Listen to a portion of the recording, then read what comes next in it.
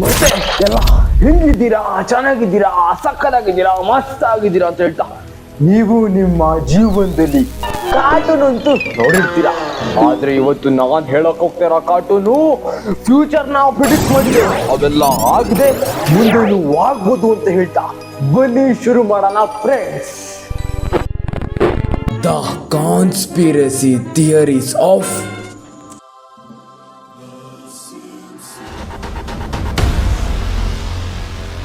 ಈ cartoon show ಅಲ್ಲಿ ಅಂದಾಜ್ 750ಕ್ಕಿಂತ ಜಾಸ್ತಿ ಎಪಿಸೋಡ್ಗಳಿವೆ. ಆದ್ಮೇಲೆ ಇದಕ್ಕೆ ತುಂಬಾ ಕಾನ್ಸ್ಪಿರಸಿ ಥಿಯರಿಗಳಿವೆ.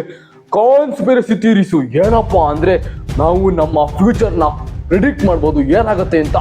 ಆದ್ರೆ ಸ್ಟಾರ್ಟಿಂಗ್ ಅಲ್ಲಿ ಕಾನ್ಸ್ಪಿರಸಿ ಥಿಯರೀಸು ನಾವು ನಂಬಕ್ಕಾಗಲ್ಲ, ನಾನ್ ಸೆನ್ಸ್ ಅನ್ಸುತ್ತೆ.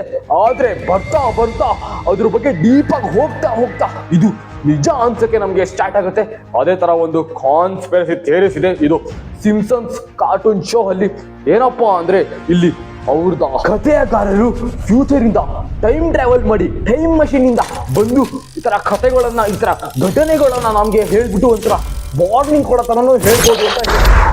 ಅದಾದ್ಮೇಲೆ ನಾನು ಹೇಳೋದು ಒಂದೊಂದು ಘಟನೆ ಕೂಡ ಬರ್ತಾ ಬರ್ತಾ ಬರ್ತಾ ಕಾಲ್ ಮೇಲೆ ತಲೆ ಕೆಳಗಡೆ ಹಾಕಿ ನಿಮ್ ತಲೆ ಗಿರ್ರನೆ ಕಟ್ಟಾಗುತ್ತೆ. ಅದಾದ್ಮೇಲೆ 2024 ಅಲ್ಲಿ ಕೂಡ ಸಿಂಪ್ಸನ್ಸ್ ಅವರು ಪ್ರಿಡಿಕ್ಷನ್ ಮಾಡಿದರೆ ಅದೇನಪ್ಪ ಅಂತ ಲಾಸ್ಟ್ ಅಲ್ಲಿ ಹೇಳ್ತೀನಿ. 1995 ಸೀಸನ್ 6 ಎಪಿಸೋಡ್ 19 ಅಲ್ಲಿ ಒಂದು ಕ್ಯಾರೆಕ್ಟರ್ ಇರುತ್ತೆ. ಆ ಕ್ಯಾರೆಕ್ಟರ್ ಹೆಸರು ಲೀಸಾ ಅಂತ. ಅವಳು ಭವಿಷ್ಯವಾಣಿ ಹತ್ರ ಹೋಗಿರ್ತಾಳೆ. ಅವಳು 15 ವರ್ಷ ಮುಂದೆ ಮಾರ್ಜ್ ಸಿಂಪ್ಸನ್ ಹತ್ರ ಅವಳು ಮಾತಾಡ್ಬೇಕಾಗತ್ತೆ. ಅವಳು ಮಾತಾಡ್ತಾಳೆ ಕೂಡ, ಆದ್ರೆ ಅವಳು ಮಾತಾಡೋದು ಒಂದು ಪಿಕ್ಚರ್ ಫೋನ್ ಅಲ್ಲಿ.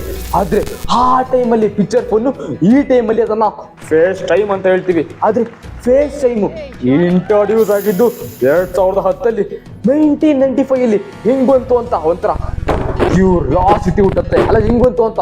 ಅದೇ ತರ ಈ ಶೋ ಅಲ್ಲಿ ಸ್ಮಾರ್ಟ್ ವಾಚ್ ತೋರಿಸ್ತಾರೆ, ಗೋಪ್ರೋ ತೋರಿಸ್ತಾರೆ. ಆದ್ರೆ ಆ ಟೈಮ್ ಅಲ್ಲಿ ಇವೆಲ್ಲ ಒಂದು ಇಮ್ಯಾಜಿನೇಷನ್, ಒಂದು ಮನುಷ್ಯದ ಕಲ್ಪನೆ ಇತ್ತು ಅಷ್ಟೇ. 1993 ಒಂದು ಎಪಿಸೋಡ್ ಅಲ್ಲಿ ಕೊರೋನಾ ವೈರಸ್ ಬಗ್ಗೆ ಹೇಳ್ತಾರೆ. ಆದ್ರೆ ಕೊರೋನಾ ವೈರಸ್ ಬಂದಿದ್ದು ನವೆಂಬರ್ 2019 ಅಲ್ಲಿ. ಅವಾಗ್ಲೇ ಹೆಂಗೆ ಹೇಳಿದ್ರು ಅಂತ ದೊಡ್ಡ ಮಿಸ್ಟ್ರಿ, ದೊಡ್ಡ ಪ್ರಿಡಿಕ್ಷನ್ ಇದು. ಹಂಗೆ ಮುಂದಿನ ವರ್ಷದ 1994 ಅಲ್ಲಿ ಒಂದು ಎಪಿಸೋಡ್ ಅಲ್ಲಿ ಒಬ್ಳು ಕುದುರೆ ಮಾಂಸ ಹಾಕ್ಬಿಟ್ಟು ಅಡ್ಗೆ ಮಾಡ್ತಾಳೆ. ಅದನ್ನೇ ಅಡ್ಗೆ ಮಾಡ್ಬಿಟ್ಟು ತನ್ನ ಕಸ್ಟಮರ್ಸ್ಗೆ ಸರ್ವ್ ಮಾಡ್ತಾಳೆ. ಹಂಗೆ 2013 ಅಲ್ಲಿ ಯುರೋಪ್ ಅಲ್ಲಿ ಬಿಗ್ಗೆಸ್ಟ್ ಫುಡ್ ಬಿಸ್ನೆಸ್ ಸ್ಕ್ಯಾಂಡಲ್ ಆಗುತ್ತೆ. The horse meat scandal blame game heats up. The discovery of horse meat disguised as beef in ready-to-eat frozen meals sold across Europe has supermarket shelves being cleared and a lot of finger-pointing among key players in the meat industry. ಹಂಗೆ ಈ scandal ಯುರೋಪಿನ food ಸಪ್ಲೈಯರ್ಸ್ನ ಕುದುರೆ ಮಾಂಸನ mix ಮಾಡಿ ಅದನ್ನೇ cell ಮಾಡ್ತಾರೆ, ಅದನ್ನೇ distribute ಮಾಡ್ತಾರೆ. ಅದೇ ಜನರು ತಿಂತಾರೆ, ತನ್ನ ಮನೇಲಿ, ತನ್ನ ರೆಸ್ಟೋರೆಂಟ್ ಅಲ್ಲಿ ತಿಂತಾರೆ. ಇದು ಘಟನೆ ನಡೆದಿದ್ದು 2013 ಅಲ್ಲಿ. ಆದ್ರೆ ಸಿಂಪ್ಸನ್ಸ್ ಅವರು 1994 ಅಲ್ಲೇ ಇದು ಹೆಂಗ್ ಕಂಡಿಡಿದ್ರು. 2007 ದ ಸಿಂಪ್ಸನ್ಸ್ ಮೂವಿಲಿ ಅವನು ಮತ್ತೆ ಅವರ ಫ್ಯಾಮಿಲಿ US ವಾಟರ್ ಸಪ್ಲೈನ ಪೊಲ್ಯೂಟ್ ಮಾಡ್ತಾರೆ. ಅದಾದ್ಮೇಲೆ ಈ ವಿಷಯ NCA ಗೊತ್ತಾಗತ್ತೆ, ನ್ಯಾಷನಲ್ ಸೆಕ್ಯೂರಿಟಿ ಏಜೆನ್ಸಿಗೆ.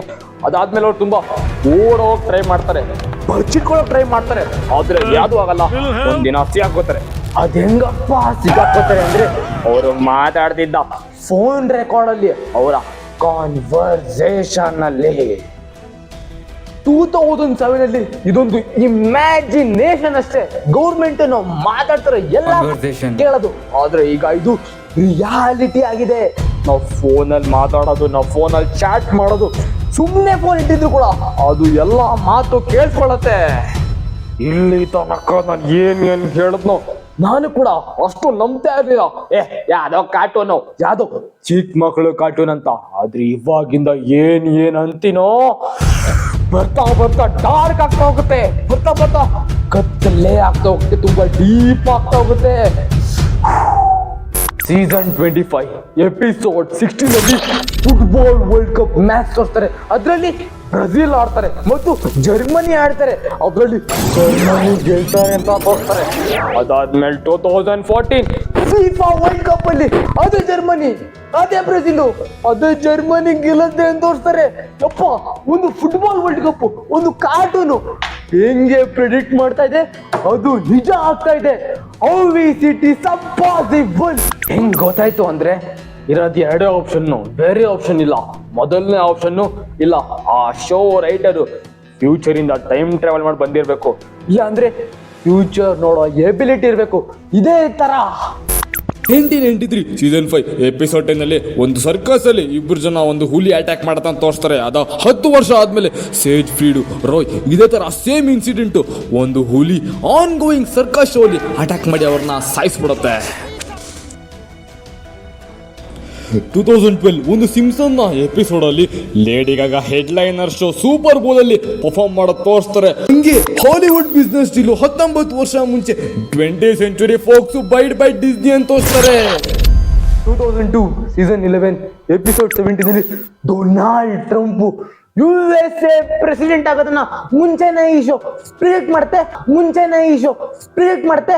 ಎಕ್ಸಾಕ್ಟ್ ಸೇಮ್ ಘಟನೆಗಳು, ಎಕ್ಸಾಕ್ಟ್ ಸೇಮ್ ವಿಜುವಲ್ಸ್. ಅದೇ ಎಲ್ಲ ಹೇಳ್ತಾ ಇರೋದು, ಜನ ಹಿಂಗೆ ನಿಂತು ಚಿಯರ್ ಮಾಡ್ತಾ ಇರೋದು, ಡೊನಾಲ್ಡ್ ಟ್ರಂಪ್ ಅಂತ ಒಂದು ಕಾರ್ಟೂನ್ ಶೋ USA ಪ್ರೆಸಿಡೆಂಟ್ ನ ಹೆಂಗೆ ಪ್ರಿಡಿಕ್ಟ್ ಮಾಡುತ್ತೆ, ಅದು ನಿಜ ಆಗುತ್ತೆ. ಇವಾಗ ನಾನು ಹೇಳಕ್ ಹೋಗ್ತಾ ಇರೋದು ಎಲ್ಲದಕ್ಕಿಂತ ನನ್ನ ಪ್ರಕಾರ ಬಿಗ್ಗೆಸ್ಟ್ ಪ್ರೆಡಿಕ್ಷನ್ ಅಂತ ಹೇಳ್ಬೋದು. ಏನಪ್ಪಾ ಅಂದ್ರೆ ಹಿಗ್ಸ್ ಬೋಸನ್ ಅಥವಾ ಗಾಡ್ ಪಾರ್ಟಿಕಲ್ ಅಂತ ಹೇಳ್ತಾರೆ. ಆ ಇಕ್ವೇಶನ್, ಆ ಸೈಂಟಿಫಿಕ್ ಇಕ್ವೇಶನ್ ಏನಂತ ಫಸ್ಟ್ ಹೇಳ್ಬಿಡ್ತೀನಿ. ಅದು ಏನಪ್ಪಾ ಅಂದ್ರೆ ಒಂದು ಆಟಮ್ ಅಲ್ಲಿ ಪ್ರೋಟಾನ್, ನ್ಯೂಟ್ರಾನ್, ಎಲೆಕ್ಟ್ರಾನ್ ಅಂತ ಇರುತ್ತೆ. ಅದರಲ್ಲಿ ಒಂದು ಮಾಸ್ ಇರುತ್ತೆ. ಆ ಮಾಸ್ ನಮಗೆ ಗೊತ್ತಿರಲ್ಲ, ಅದನ್ನೇ ಆ ಮಾಸ್ನ ಹಿಗ್ಸ್ ಬೋಸಾನ್ ಅಂತ ಹೇಳ್ತೀವಿ. 1998 ಸೀಸನ್ 10 ಎಪಿಸೋಡ್ 2 ಹೋಮರ್ ಸಿಂಪ್ಸನ್ಸ್ ಒಂದು ಸೈಂಟಿಸ್ಟ್ ಆಗಿರ್ತಾನೆ. ಆ ಸೈಂಟಿಸ್ಟ್ ಆಗ್ಬೇಕಾರೆ ಅವನ ಬೋರ್ಡಲ್ಲಿ, ಅವನ ಬ್ಲ್ಯಾಕ್ ಬೋರ್ಡಲ್ಲಿ ತುಂಬಾ ರಿಯಲ್ ಈಕ್ವೇಶನ್ಸ್ ಇರುತ್ತೆ. ಅದರಲ್ಲೇ ಒಂದು ಈಕ್ವೇಶನ್ನು, ಅದರಲ್ಲೇ ಒಂದು ಸೈಂಟಿಫಿಕ್ ಈಕ್ವೇಶನ್ನು ಹಿಗ್ಸ್ ಬೋಸೋನ್ ಆಗಿರುತ್ತೆ. 10 ವರ್ಷ ನಂತರ 2012 ಅಲ್ಲಿ ಇದೇ ಈಕ್ವೇಶನ್ ಸೈಂಟಿಸ್ಟು ಕಂಡಿಡಿಯಕ್ಕೆ ಕೋಟಿ ಆಗ್ತಾರೆ. ಅದಾದ್ಮೇಲೆ ಅವ್ರಿಗೆ ಈಕ್ವೇಶನ್ ಸಿಗುತ್ತೆ. ಅದೇ ಆಕ್ಚುಯಲ್ ಈಕ್ವೇಶನ್ ಅವನ ಮೇಲೆ ಬರ್ತಿದ್ದ ಆ ಬ್ಲ್ಯಾಕ್ ಬೋರ್ಡ್ ಅಲ್ಲಿ ಎಕ್ಸಾಕ್ಟ್ ಸೇಮ್ ಡಿಟ್ಟೋ ಅಂತ ಹೇಳ್ಬೋದು. ಇದು ಮಾಮೂಲಿ ಸಾಧ್ಯನೇ ಇಲ್ಲ. 100ಗೆ 200% ಇದು ಪ್ರಿಡಿಕ್ಷನ್ ಅಲ್ಲ, ಯಾವ ತುಕ್ಕನೂ ಅಲ್ಲ. ಏನೇ ಆಗ್ಬೋದು, ಏನಾದ್ರೂ ಥಿಯರಿ ಆಗ್ಬೋದು, ಆದ್ರೆ ನಂಬರ್ ಸೇಮ್ ಆಗಕ್ಕೆ ಇದು ಸಾಧ್ಯನೇ ಇಲ್ಲ. ಇವಾಗ ತನಕ ನೋಡಿದ್ವಿ ಆ ಚಮತ್ಕಾರ, ಆ ಮಿಸ್ಟೀರಿಯಸ್ ಹೆಂಗ್ ಮಾಡಿದ್ರು ಅಂತ. ಆದ್ರೆ ಇವಾಗ 2024 ಅಲ್ಲಿ ಅದ್ರಲ್ಲೂ ಕೂಡ ಸ್ವಲ್ಪ ಪ್ರಿಡಿಕ್ಷನ್ ಮಾಡಿದೆ. ಆ ಕಾರ್ಟೂನು ಯಾವ್ದಪ್ಪ ಅಂದ್ರೆ Trump will win the 2024 election. AI will go rogue. Is an AI takeover, colonizing Mars. Virtual reality food, hover cars. ಇದ್ರಲ್ಲಿ ಒಂದೊಂದು ನಿಜ ಆಗ್ಬಿಟ್ಟಿದೆ, ಒಂದೊಂದು ನಿಜ ಆಗಕ್ಕೆ ಹೋಗ್ತಾ ಇದೆ, ಚಿಕ್ಕ ಬುಕ್ಕು ಅಂತ. ಆದ್ರೆ ಇನ್ನು 2 ಪ್ರಿಡಿಕ್ಷನ್ ಇದೆ. ಅದು ಆಗ್ಬಿಟ್ರೆ ಇಡೀ ಭೂಮಿಲಿ ಒಂದು ನರ ಪಿಲ್ಲೆನೂ ಇರೋದಿಲ್ಲ. ಅದೇನಪ್ಪಾ ಅಂದ್ರೆ World War III. Let's start off with a joke. I got one.